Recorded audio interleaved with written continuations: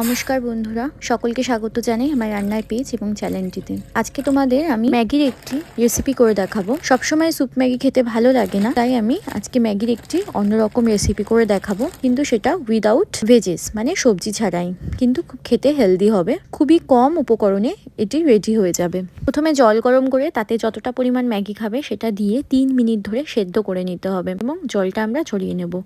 এরপর দিয়ে দেবো কড়াতে কিছুটা রিফাইন অয়েলটা খুব অল্প পরিমাণে দেব এবং তাতে কুচনো কিছুটা পেঁয়াজ দিয়ে দেব। পেঁয়াজটা ভাজাভাজি করার প্রয়োজন নেই, এর মধ্যে একটি ডিম দিয়ে দিলাম। আমি অল্প রান্না করে দেখাচ্ছি, যে যতটা খাবে ততটা দিবে।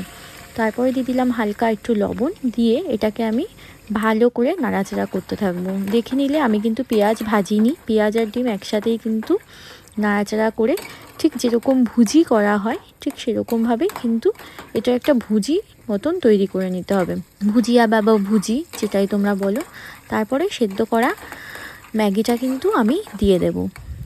দেখতে পেলে ম্যাগিটা কিন্তু জমাট বাঁধেনি।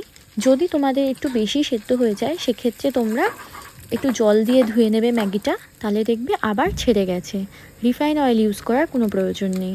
এরপর ম্যাগি মশলাটা দিয়ে আমি ভালো করে নাড়াচাড়া করে মশলার সাথে মিশিয়ে নেব।